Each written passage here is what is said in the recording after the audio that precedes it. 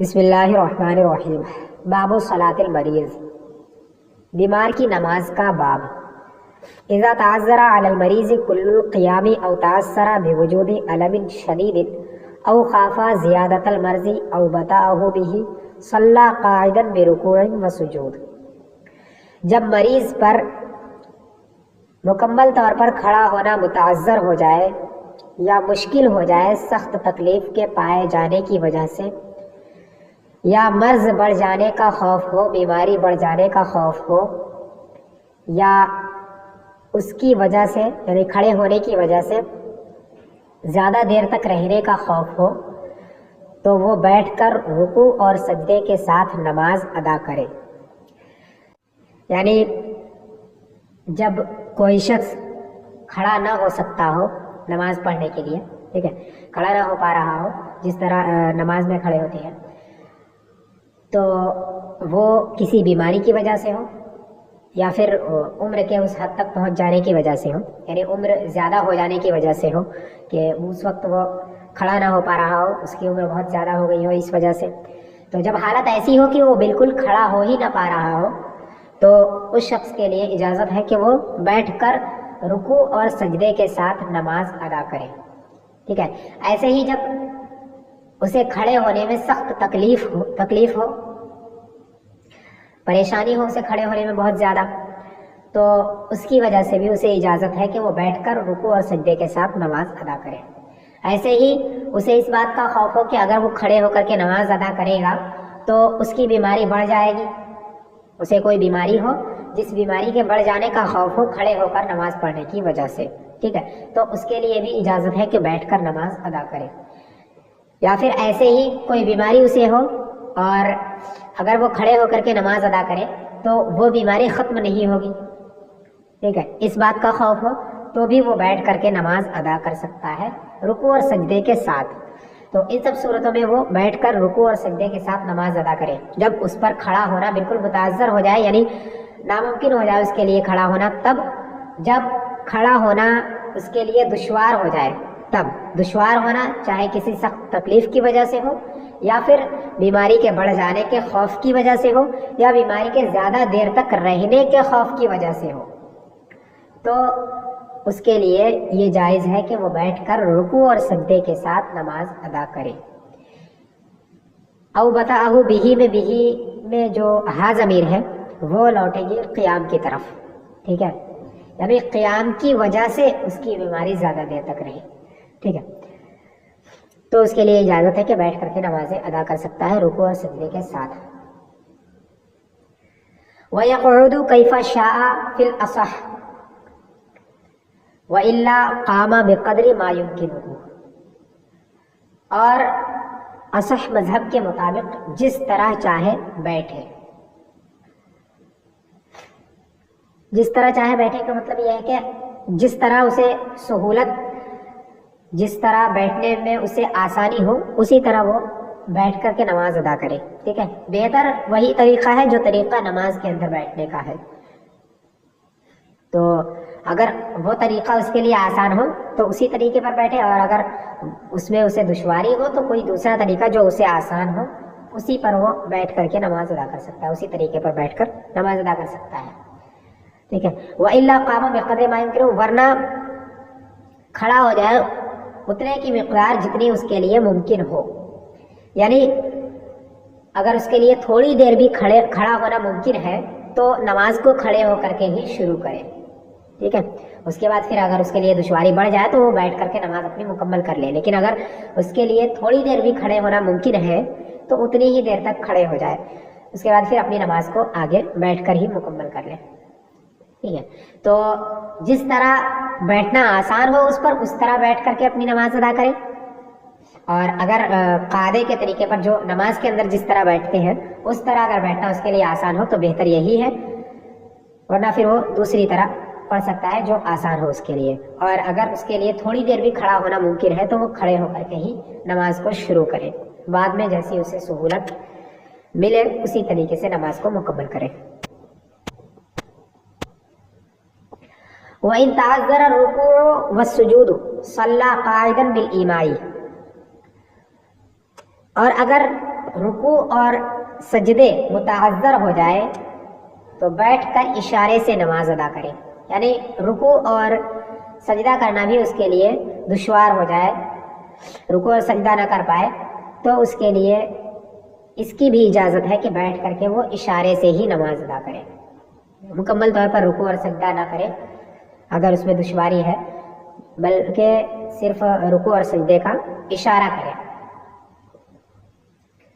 تو اس طریقے سے بھی وہ نماز ادا کر سکتا ہے. وَجَعَلَ إِيمَاءَهُ لِلسُّجُودِ أَخْفَضَ مِنْ إِيمَائِهِ لِلرُّكُوعِ,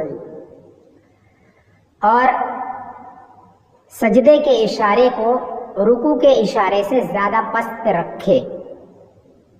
یعنی جب وہ اشارہ کرے گا تو جب سجدے کا اشارہ کرے گا تو اس اشارے میں سر کو زیادہ جھکائے بنسبت اس اشارے کے جو رکوع کے اندر حالت تھی اس کی. رکوع کے اندر جتنا سر جھکائے اس سے زیادہ سجدے کی حالت میں سر جھکائے.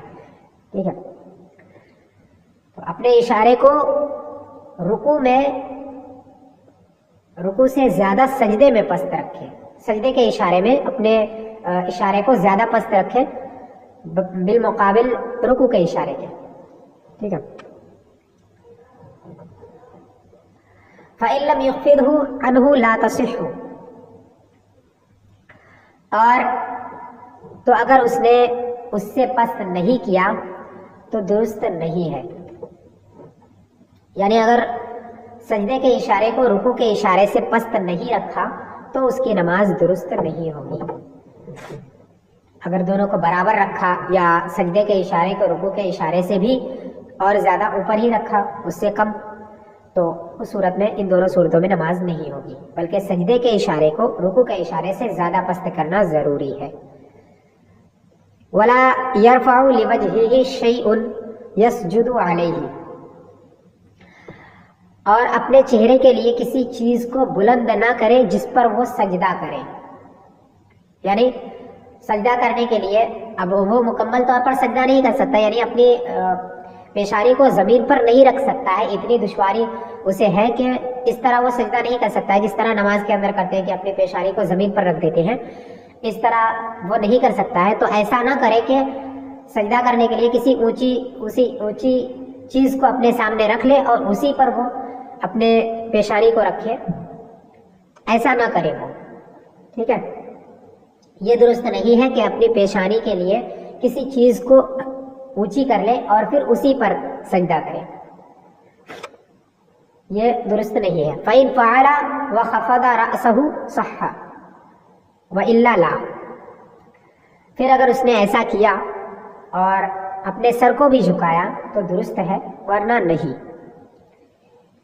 یعنی اگر اس نے سجدہ کرنے کے لیے کسی اونچی چیز کو اپنے سامنے رکھ لیا تو اگر اس کا اشارہ جو ہے وہ زیادہ پست ہو تو اس صورت میں تو درست ہے. اگر وہ اپنے سر کو جھکائے پست کرے تو درست ہے, سجدہ بھی درست ہے اور اس کی وجہ سے نماز بھی درست ہے. اور اگر ایسا نہ کرے تو نماز درست نہیں ہوگی. یعنی اگر وہ سر کو جھکائے ہی نہ یا پھر سر کو جھکائے تو لیکن رکوع اور سجدہ دونوں کے لیے برابر ہی جھکائے, ان دونوں صورتوں میں نماز اس کی نہیں ہوگی. وَإِن تَعَثَّرَ الْقُعُودُ أَوْ مَا مُسْتَلْقِيًا أَوْ عَلَى جَنبِهِ وَالْأَوَّلُ أَوْلَى, اور اگر بیٹھنا متعذر ہو جائے, دشوار ہو جائے, تو وہ چت لیٹ کر کے اشارہ کرے یا پہلو پر لیٹ کر اشارہ کرے, اور پہلا طریقہ بہتر ہے. یعنی اگر اس کی حالت ایسی ہو جائے کہ وہ بیٹھ بھی نہیں سکتا ہے کسی بیماری کی وجہ سے, سخت تکلیف کی وجہ سے, تو ایسی صورت میں وہ چت لیٹ کر کے بھی اشارے سے نماز ادا کر سکتا ہے. ٹھیک ہے, چت لیٹ کر کے یا پھر پہلو پر لیٹ کر, دونوں طریقے سے نماز ادا کر سکتا ہے اشارے سے. لیکن چت لیٹ کر کے اشارے سے نماز ادا کرنا اس حال میں زیادہ اولا ہے, زیادہ بہتر ہے. وَيَجْعَلُ تَحْتَ رَأْسِهِ وِسَادَةً لِيَصِيرَ وَجْهَهُ إِلَى الْقِبْلَةِ لَا السَّمَاءِ, اور وہ اپنے سر کے نیچے تکیہ کر لے, تکیہ رکھ لے تاکہ اس کا چہرہ قبلے کی جانب ہو جائے نہ کہ آسمان کی جانب. یعنی جب وہ نماز ادا کرے چت لیٹ کر کے تو اپنے سر کے نیچے کوئی تکیہ وغیرہ رکھ لے جس سے اس کا چہرہ قبلے کی جانب ہو جائے، ورنہ اس کا چہرہ آسمان کی جانب ہوگا. وَيَنبَغِي نَصْبُ رُكْبَتَيْهِ إِنْ قَدَّرَ، اور مناسب ہے اپنے دونوں گھٹنوں کو اٹھا لینا اگر قدرت ہو. حتی لا یمدھا الی القبلۃ، یہاں تک کہ قبلے کی طرف اسے نہ پھیلائے. یعنی جب وہ چت لیٹے گا اور رخ اپنا قبلے کی جانب کرے گا تو اگر پیر پھیلائے رکھے گا تو وہ قبلے کی جانب پھیلے ہوں گے پیر. ٹھیک ہے، تو مناسب یہ ہے کہ وہ اپنے پیروں کو اٹھا لے، نصب کر دے، کھڑا کر دے. ٹھیک ہے، گھٹنوں کو. تو چت لیٹ کر نماز پڑھنے کی حالت یہ ہوگی کہ اپنے سر کے نیچے کوئی چیز رکھ لے جس کی وجہ سے اس کا سر اونچا ہو جائے. ٹھیک ہے، اور وہ قبلے کی جانب ہو جائے، اس کا رخ چہرہ اس کا قبلے کی جانب ہو جائے. ٹھیک ہے، اور اپنے پیروں کو گھٹنوں کو اٹھا لے تاکہ وہ قبلے کی طرف پھیلے ہوئے نہ ہوں. اگر اسے قدرت ہو، اور اگر اس پر بھی قدرت نہیں رکھتا ہے، یہ بھی دشوار ہے، تو ویسے ہی نماز پڑھ لے. وَإِن تَعَذَّرَ الْإِمَامُ أُخِّرَتْ عَنْهُ مَا دَامَ يَفْهَمُ الْخِطَابَ، اور اگر اشارہ کرنا متعذر ہو جائے تو اس سے متاخر ہو جائے گی، مؤخر ہو جائے گی جب تک وہ بات کو نہ سمجھنے لگے. یعنی اگر اس کی حالت ایسی ہو گئی کہ وہ لیٹ کر اشارے سے بھی نماز ادا نہیں کر سکتا ہے تو اس کی نمازیں تب تک مؤخر ہوں گی جب تک وہ بات نہ سمجھنے لگے. اس وقت تک وہ نمازیں ادا نہیں کرے گا جب تک کہ بات نہ سمجھنے لگے. ٹھیک ہے. قال فی الہدایہ هو الصحیح وجزم صاحب الہدایہ فی التجنیس والمزید بسقوط القضاء اذا دام عجزه عن الإماء اکثر من 5 صلوات وإن كان يفهم الخطاب. یہ جو عبارت ہے وَإِن تَعَذَّرَ الْإِمَاءُ أُخِّرَتْ عَنْهُ مَا دَامَ يَفْهَمُ الْخِطَابَ، یہ جو عبارت ہے اس کو صاحب ہدایہ نے ہدایہ شریف میں فرمایا ہے کہ یہی درست ہے. ہدایہ علم فقہ میں بہت بڑی کتاب ہے اور معتبر کتاب ہے. اس کے مصنف نے ہدایہ میں فرمایا ہے کہ یہی درست ہے. یعنی جب انسان کی حالت ایسی ہو جائے کہ وہ اشارہ نہیں کر سکتا ہے تو اس کی نماز کو وہاں تک مؤخر کیا جائے گا جب تک وہ باتوں کو نہ سمجھنے لگے، تب تک اس کی نماز کو مؤخر کیا جائے گا. اس کے بعد وہ جب باتیں سمجھنے لگے تب وہ نمازوں کو ادا کرے. ٹھیک ہے، اس کو ہدایہ میں صاحب ہدایہ نے فرمایا ہے، صحیح کہا ہے اسے. ٹھیک ہے، لیکن آگے کی عبارت دیکھیں وجزم صاحب الہدایہ فی التجنیس والمزید بسقوط القضاء، اور صاحب ہدایہ نے تجنیس میں مزید میں نماز کی قضا کے ساقط ہونے کا قول کیا ہے. ساقط جب اشارہ کرنے سے اس کی عاجزی 5 نمازوں سے زائد ہو جائے، 5 نمازوں سے زائد تک رہے اگرچہ وہ باتوں کو سمجھتا ہو. یعنی صاحب ہدایہ نے دوسری جگہ ایک کتاب ہے تجنیس اور ایک ہے مزید، ان دونوں میں یہ کہا کہ جب کوئی شخص اس طرح بیمار ہو جائے کہ وہ اشارہ نہ کر سکتا ہو، یعنی اشارہ کرنے سے عاجز ہو جائے اور اس کی یہ حالت 5 نمازوں سے زائد تک رہے، یعنی 24 گھنٹوں سے زائد تک اس کی یہ حالت رہے. ٹھیک ہے، اگرچہ وہ باتوں کو سمجھتا ہو تب اس سے نمازیں ساقط ہوں گی، اس سے پہلے نہیں. تو باتوں کو سمجھتا ہو پھر بھی اس کی نمازیں ساقط ہو جائیں گی. ٹھیک ہے، لیکن جو پہلے قول گزرا ہے اس میں یہ کہا کہ اگر وہ خطاب کو سمجھنے لگے، جب تک وہ باتوں کو نہ سمجھے تب تک اس کی یہ ہے کہ اس کی نماز کو مؤخر کیا جائے گا، اس وقت تک جب تک وہ باتوں کو نہ سمجھنے لگے، مگر جب باتوں کو سمجھنے لگے تب وہ نمازیں ادا کرے گا۔ لیکن یہ جو ہے وہ اس کے برخلاف ہے، اور درست یہ بعد والا قول ہے۔ دیکھیں اس کو اسی کی تائید میں آگے اور بیان کر رہے ہیں۔ تو صاحب ہدایہ نے تجنیس اور مزید میں قضا کے ساقط ہونے کا قول کیا جب اس کی عاجزی اشارہ کرنے سے 5 نمازوں سے زائد تک باقی رہے، اگرچہ وہ باتوں کو سمجھتا ہو۔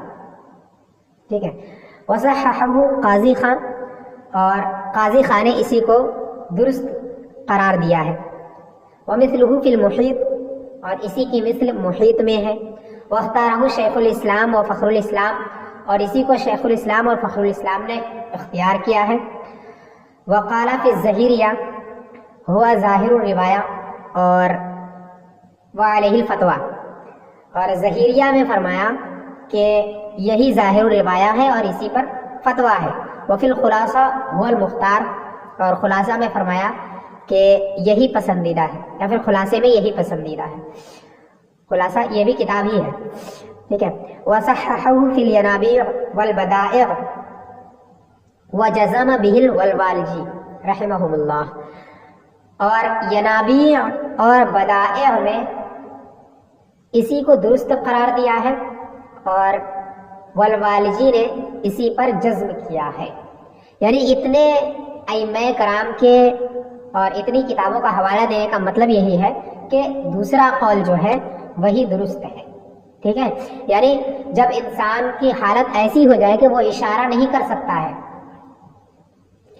اشارے سے وہ نماز ادا نہیں کر سکتا ہے، تو اس وقت اس کی نمازیں اگر 5 وقتوں تک یہ حالت ہے، یعنی 24 گھنٹے تک اگر ایسی حالت ہے، تو ان 24 گھنٹوں کے نمازیں کی قضا وہ اس وقت کرے گا جب وہ اشارہ کرنے پر قادر ہو جائے، ٹھیک ہے۔ تو اس وقت اشارہ کر کے وہ ان نمازوں کی قضا کرے گا، ٹھیک ہے، ان کو پڑھے گا۔ لیکن اگر 5 وقتوں سے زائد تک اس کی یہ حالت رہے کہ وہ اشارہ نہیں کر سکتا ہے، اشارے سے نماز ادا نہیں کر سکتا ہے، تو وہ نمازیں ساقط ہو جاتی ہے اس سے، ٹھیک ہے۔ تو اگرچہ وہ باتوں کو سمجھتا ہو یا نہ سمجھتا ہو، اس کا کوئی اعتبار نہیں ہے۔ اگر باتوں کو سمجھتا ہو پھر بھی یہی قول ہے، اگر نہ سمجھتا ہو تو پھر بھی یہی حکم ہے کہ 5 وقتوں تک اگر اس کی یہ حالت رہے کہ وہ اشارے سے نماز ادا نہیں کر سکتا ہے، تو ان نمازوں کی قضا وہ بعد میں کرے گا۔ لیکن اگر 5 وقتوں سے زائد تک یہ حالت رہتی ہے تو وہ ان نمازوں کی قضا نہیں کرے گا، اس سے وہ نمازیں ساقط ہو گئی، اگرچہ وہ بات کو سمجھتا ہو یا نہ سمجھتا ہو۔ جب اشارے کرنے پر وہ قادر ہو جائے گا تب ان نمازوں کی قضا کرے گا، یا پھر تب وہ نمازیں ادا کرنا شروع کر دے گا، اگرچہ باتوں کو سمجھتا ہو یا نہ سمجھتا ہو، ٹھیک ہے۔ وَلَمْ يُؤْمِ بِعَيْنِهِ وَقَلْبِهِ وَحَاجِبِهِ، اور وہ اپنی آنکھوں سے، اپنے دل سے اور اپنی بھوں سے اشارہ نہ کرے، ابرو سے، ٹھیک ہے، حاجب ابرو بھوں۔ تو اگر وہ سر سے اشارہ کرنے پر قادر نہیں ہے تو ایسا نہیں ہے کہ وہ آنکھوں سے اشارہ کر کے نماز ادا کرے، ایسا نہیں کرے گا، ٹھیک ہے۔ ایسے ہی دل سے اشارہ کر کے نماز ادا نہیں کرے گا، اور ایسے ہی وہ اپنے ابرو سے اشارہ کر کے بھی نماز ادا نہیں کرے گا، ٹھیک ہے۔ اگر اس سر سے اشارہ نہیں کر سکتا ہے تو نماز ساقط ہے، اور اگر سر سے اشارہ کر سکتا ہے اس کے باوجود ان چیزوں سے اشارہ کر رہا ہے تو نماز نہیں ہوگی۔ وَإِن قَدَرَ عَلَى الْقِيَامِ وَعَجَزَ عَنِ الرُّكُوعِ وَالسُّجُودِ صَلَّى قَاعِدًا بِالْإِيمَاءِ، اور اگر وہ قیام پر قدرت رکھتا ہو اور رکوع اور سجدے سے عاجز ہو تو بیٹھ کر کے اشارے سے نماز ادا کرے۔ یعنی اگر وہ کھڑا تو ہو سکتا ہے لیکن رکوع اور سجدے نہیں کر سکتا ہے، دشواری ہے اسے، ٹھیک ہے، یا اس کے لیے ممکن نہیں ہے رکوع اور سجدے کرنا، تو اس کے لیے حکم یہ ہے کہ وہ بیٹھ کر اشارے سے ہی نماز ادا کرے۔ وَإِنْ أَرَدَ لَهُ مَرْضٌ يُتِمُّهَا بِمَا قَدَرَ وَلَوْ بِالْإِمَاءِ فِي الْمَشْهُورِ، اور اگر اسے کوئی بیماری لاحق ہو جائے تو اس کو مکمل کرے، یعنی نماز کو مکمل کرے اسی طریقے سے جس طریقے سے قدرت رکھتا ہو، جس طریقے سے کر سکتا ہو، اگرچہ وہ اشارے سے ہی ہو مشہور قول کے مطابق۔ یعنی وہ نماز پڑھ رہا تھا کھڑے ہو کر کے یا پھر بیٹھ کر کے رکوع اور سجدے کے ساتھ، تو نماز کے اندر اس کی ایسی حالت ہو گئی کہ وہ کھڑے ہونے پر قادر نہ رہا، یا پھر وہ اشارہ کرنے، یہ رکوع اور سجدہ کرنے پر قادر نہ رہا، ٹھیک ہے، رکوع اور سجدے سے عاجز ہو گیا، یا پھر کھڑے ہونے سے عاجز ہو گیا، کھڑے ہو کر کے نماز پڑھ رہا تھا، کھڑے ہونے سے عاجز ہو گیا، یا پھر بیٹھ کر رکوع اور سجدے کے ساتھ نماز پڑھ رہا تھا اور رکوع اور سجدے سے عاجز ہو گیا، تو ایسی صورت میں جس طرح اسے ممکن ہو اس کے لیے نماز کو مکمل کرنا، اسی طریقے سے وہ نماز کو ادا کرے، ٹھیک ہے، بیٹھ جائے، اگر کھڑا ہونا اس کے لیے مشکل ہو جائے تو بیٹھ کر کے نماز ادا کرے، اور اگر رکوع اور سجدہ کرنا بھی مشکل ہو جائے تو وہ اشارے سے ہی نماز کو ادا کرے، ٹھیک ہے۔ وَلَوْ صَلَّى قَاعِدًا يَرْكَعُ وَيَسْجُدُ فَصَحَّ بَنَا، اور اگر وہ بیٹھ کر کے نماز ادا کر رہا تھا رکوع اور سجدہ کرتے ہوئے، پھر تندرست ہو گیا تو بنا کرے، یعنی بیٹھ کر کے نماز، رکوع اور سجدے کے ساتھ بیٹھ کر کے نماز ادا کر رہا تھا، پھر نماز کے دوران ہی اسے صحت یابی حاصل ہو گئی، یعنی اب وہ کھڑا ہو سکتا ہے، تو وہ کھڑے ہو کر کے ہی اپنی نماز کو آگے سے پڑھے، جتنی پڑھ چکا ہے اسی کے آگے سے باقی نماز کو مکمل کرے، ٹھیک ہے، شروع سے پڑھنے کی ضرورت نہیں ہے۔ وَلَوْ كَانَ مُؤْمِيًا لا، اور اگر وہ اشارے سے نماز پڑھنے والا تھا تو نہ کرے، یعنی اگر وہ رکوع اور سجدہ نہیں کر رہا تھا، اشارے سے نماز پڑھ رہا تھا بیٹھ کر کے تو، یا پھر لیٹ کر کے، تو ایسی صورت میں وہ بنا نہیں کر سکتا ہے، اس کی نماز باطل ہو گئی، اب وہ پھر شروع سے نماز ادا کرے۔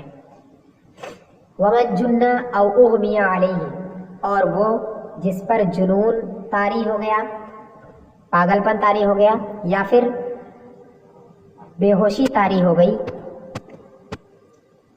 5 صلوات، 5 نمازوں تک، وہ شخص جس پر پاگل پن طاری رہا 5 نمازوں تک، یا بے ہوشی طاری رہی 5 نمازوں تک، قضا، تو ان نمازوں کی وہ قضا کرے، ولو اکثر لا، اور اگر اس سے زائد ہو تو نہ کرے، یعنی اگر 5 نمازوں تک اس کی یہ حالت رہی کہ وہ بے ہوش رہا، یا پھر پاگل پن میں اس نے 5 وقت کی نمازوں تک اس کی حالت یہ رہی کہ وہ پاگل تھا، تو ایسی صورت میں وہ ان نمازوں کی قضا جب صحیح ہو جائے تو ان نمازوں کی قضا کرے، اور اگر اس کی یہ حالت 5 وقت کی نمازوں سے اور زائد رہا تو ان نمازوں کی قضا وہ نہیں کرے گا، وہ نمازیں اس سے ساقط ہو گئی، ٹھیک ہے۔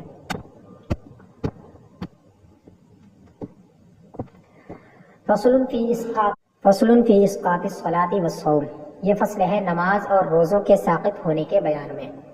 اذا مات المریض ولم يقدر على الصلاۃ بالایماء لا يلزمه الایصاء بها وان قلت، جب مریض انتقال کر جائے اور وہ اشارے سے نماز پڑھنے پر قدرت نہ رکھتا ہو تو ان نمازوں کی وصیت کرنا اس پر لازم نہیں ہے، اگرچہ وہ کم ہو، یعنی جب مریض انتقال کرنے لگے اور اس کی جو مرض ہے، جو بیماری ہے، بیماری ایسی ہے کہ اس بیماری میں وہ اشارے سے بھی وہ نماز ادا نہیں کر سکتا تھا، تو اس کی نمازیں قضا ہوں گی، تو ان نمازوں کی وصیت کرنا اس پر لازم نہیں ہے، اگرچہ وہ کم ہی کیوں نہ ہو، 5 ہی وقت ہو، پھر بھی اس کے لیے یہ واجب نہیں ہے کہ ان نمازوں کی وصیت کر کے جائے، ٹھیک ہے۔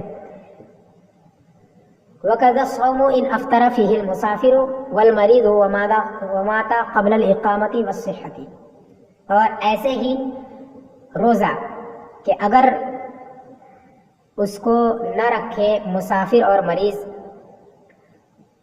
اور اقامت اور صحت سے پہلے انتقال کر جائے، یعنی یہی حالت ہوگی ان لوگوں کی جو سفر کی حالت میں ہو یا پھر بیمار ہو جو روزہ نہ رکھ سکتے ہوں، تو اور وہ مقیم ہونے سے پہلے یا پھر بیماری سے تندرستی ملنے سے پہلے انتقال کر جائے تو ان پر بھی وصیت کرنا لازم نہیں ہے.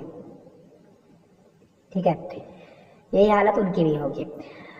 وعلیہ الوصیۃ بما قدر علیہ وبقی بذمتہ, اور اس پر وصیت لازم ہے اتنی مقدار جتنے پر وہ قدرت رکھتے ہوں, جتنے پر وہ قادر ہوئے ہوں اور جو ان کے ذمے میں باقی ہو.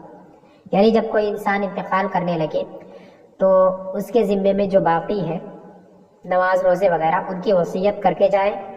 ٹھیک ہے, اور جتنے پر وہ قادر ہو. اس کا مطلب یہ ہے کہ جب وہ مسافر تھا, مسافر ہونے کے بعد وہ مقیم ہوا کچھ وقت کے لیے, ٹھیک ہے, اس کے بعد پھر وہ انتقال کر گیا تو اس پر وصیت اس کی لازم ہے.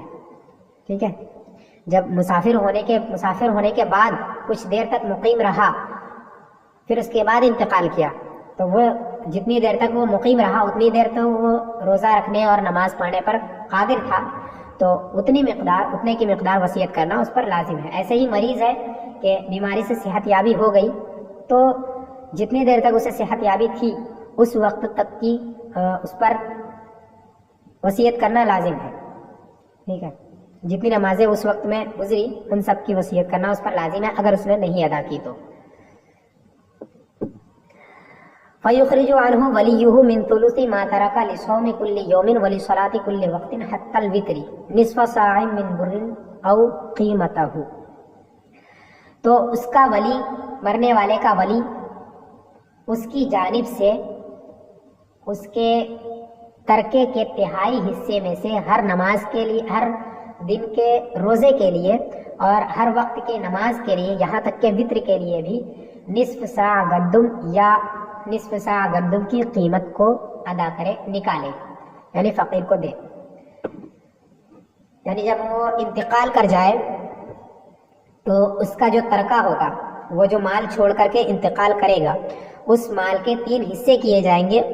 ان 3 حصوں میں تیسرا حصہ جو ہوگا, ان 3 حصوں میں سے ایک حصہ اس میں سے اس کی جتنی نمازیں قضا ہوئی ہیں اور جتنے روزے قضا ہوئے ہیں ان سب کا فدیہ ادا کیا جائے گا, اس طور پر کہ ہر دن کے روزے کے لیے نصف سا گندم یا اس کی قیمت. ٹھیک ہے, نصف سا کہتے ہیں 2 کلو 45 گرام. ٹھیک ہے, اس کی مقدار کلو میں 2 کلو 45 گرام ہے, تو اتنے کی 2 کلو 45 گرام گیہوں کی قیمت یا پھر 2 کلو 45 گرام گیہوں ایک روزے کے لیے اور ایک وقت کی نماز کے لیے. یہاں تک کہ وطر کو ایک الگ نماز, ایک الگ وقت کی نماز شمار کیا جائے گا. ٹھیک ہے, یعنی دن بھر کی نمازوں کے لیے اس میں 6 نمازیں مانی جائیں گی. ٹھیک ہے, 5 وقت کی نمازیں وہ اور ایک وطر, ان سب کی طرف سے وہ اس کے مال کے تہائی حصے میں سے ادا کرے گا اس کا ولی. اور تہائی حصہ اس مال میں سے ہوگا جس میں کوئی قرض نہ ہو اور جو اس کے کفن دفن کی قیمت سے خرچے سے خالی ہو. ٹھیک ہے, یعنی پہلے اس پر اگر کوئی قرض ہو اس کے مال پر تو اس کا قرض ادا کیا جائے گا اور اس کے کفن وغیرہ کا انتظام اسی خرچے سے کیا جائے گا. اس کے بعد جو مال بچے گا اس کے 3 حصے کیے جائیں گے, پھر اس میں سے ایک حصہ جو ہوگا اس حصے سے فدیہ ادا کیا جائے گا. ٹھیک ہے, وَإِن لَّمْ يُوصِ وَتَبَرَّعَ عَنْهُ وَلِيُّهُ جَازَ. اور اگر اس نے وصیت نہیں کی اور اس کا ولی اس کی جانب سے فدیہ ادا کرے تو یہ جائز ہے. ٹھیک ہے, وہ انتقال کرنے سے پہلے اس نے وصیت نہیں کی, انتقال کرنے والے نے انتقال کرنے سے پہلے وصیت نہیں کی اور اس کا ولی چاہتا ہے کہ اس کی جانب سے وہ اس کی نمازوں اور روزوں کے لیے فدیہ ادا کر دے تو وہ ادا کر سکتا ہے. وَلَا يَصِحُّ أَن يَصُومَ وَلَا أَن يُصَلِّيَ عَنْهُ. اور درست نہیں ہے کہ وہ اس کی جانب سے روزہ رکھے یا نماز ادا کرے. یعنی اس مرنے والے کا جو ولی ہے وہ مرنے والے کی جانب سے نہ روزہ رکھ سکتا ہے اور نہ ہی نماز ادا کر سکتا ہے.